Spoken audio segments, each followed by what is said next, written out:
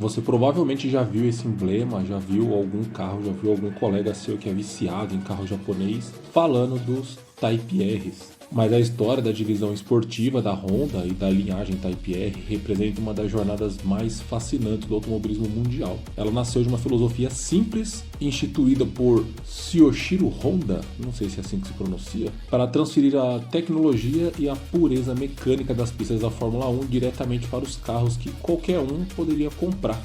Poderia pilotar e andar com ele no dia a dia. Aqui eu vou tentar trazer para você a cronologia completa da melhor forma que eu conseguir da evolução, não de um carro em si, mas de toda uma linhagem que surgiu de uma forma simples e hoje domina as ruas e a mente da galera que curte carro de uma forma geral. Antes do icônico emblema vermelho Type R existir, a Honda precisava provar que os seus motores compactos podiam andar junto com os grandes esportivos da época.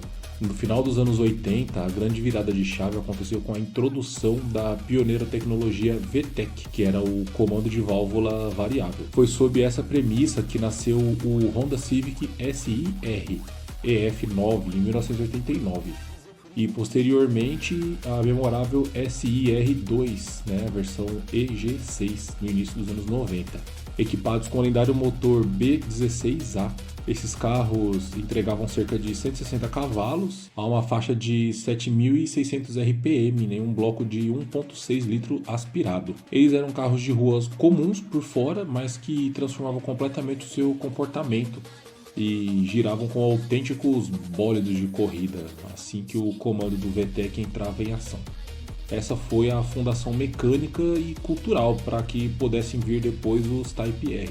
Diferente do que muitos pensam, o primeiro Type R da história não foi um Civic ou um Integra, mas sim um supercarro de motor traseiro central projetado para bater de frente com a Ferrari. A Honda queria um veículo que fosse mais rápido que uma Ferrari 328, posteriormente a 348, preservando a confiabilidade mecânica da marca. Assim nasceu o NSX em 1990, construído com chassi de alumínio e desenvolvido com a consultoria direta do Ayrton Senna, inclusive, nas pistas de Suzuka. Em 1992, buscando algo ainda mais visceral, a engenharia lançou o NSX Type R, ou só NSX-R. Foram eliminados isolamentos acústicos, sistemas de som, ar-condicionado, bancos elétricos, bancos de couro, foram substituídos por bancos conchas Recaro de Kevlar carbono, reduzindo 120 kg.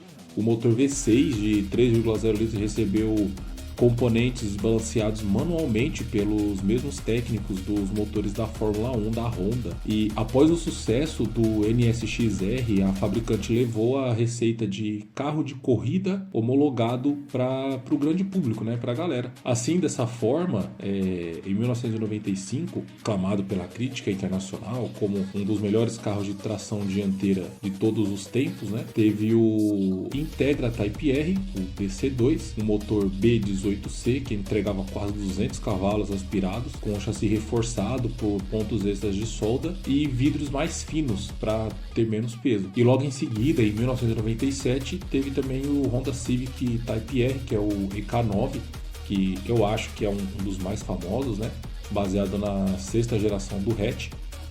Esse foi o marco zero dos Honda Civics Type R. Ele trazia o motor B16B de 185 cavalos, diferencial de deslizamento limitado, o LSD, helicoidal, além do clássico interior com tapetes vermelhos e a manopla em titânio. O interior desse carro eu já mostrei ele em um outro vídeo aqui do canal, quando eu coloquei ele para correr em Interlagos, e realmente o interior dele impressiona bastante, e é a mesma receita do NSX. Interior bem espartano, não tem rádio, nem um luxo, É um carro potente feito para rua, A engenharia aplicou a grife esportiva em sedãs que se mantiveram longe dos holofotes globais, mas criaram legiões de fãs.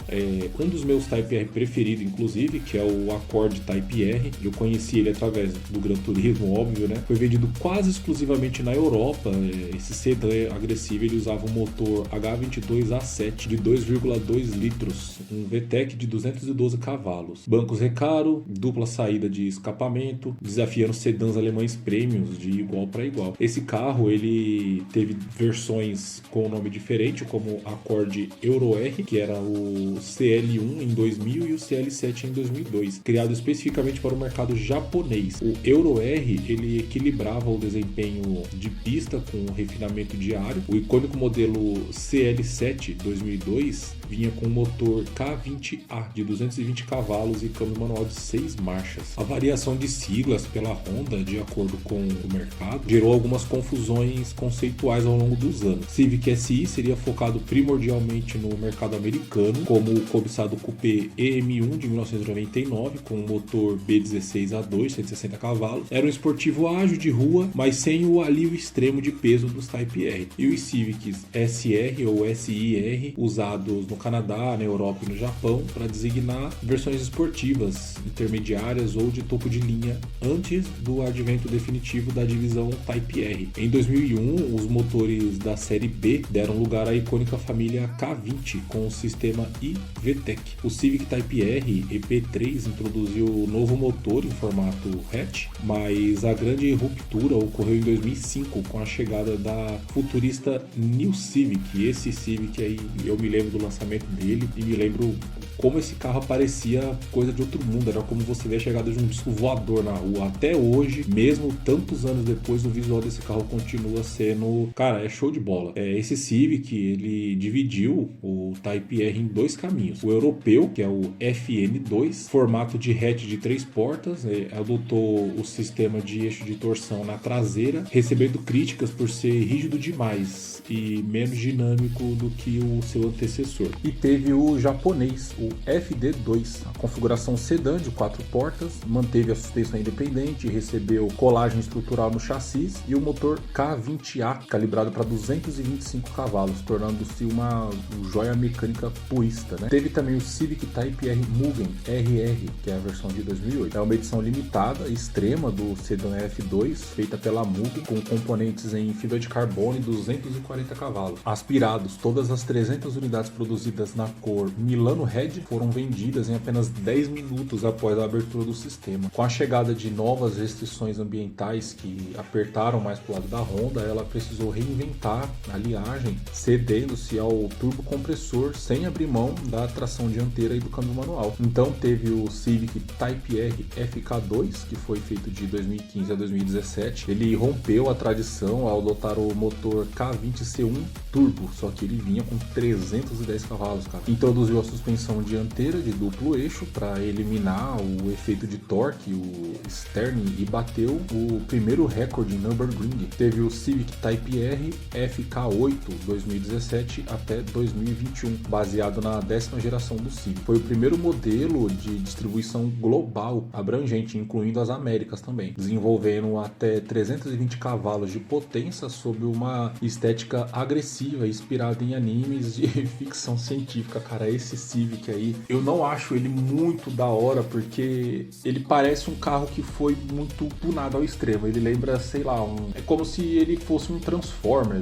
Vocês estão vendo a imagem dele aí. Ele é um carro muito louco, só que ele é um muito louco que é legal você ver em foto. Não é um carro que eu teria, como se eu tivesse grana para escolher um carro desse, né? Mas continuando aqui. Em seguida, teve o Civic Type R FL5 de 2022, né? Que está sendo fabricado até hoje, construído sob a 11ª geração do Civic. O FL5 purificou o design, né, exterior, adotando linhas maduras, mais elegantes. O motor K20C1 Turbo foi atualizado para entregar 315 a 330 cavalos. Esse carro, esse Honda Civic, para mim, ele é um carro bem mais legal do que os últimos lançados, porque ele retorna aquele visual mais puro, mais limpo, só que sem perder toda a potência e o desempenho que ele tem, né?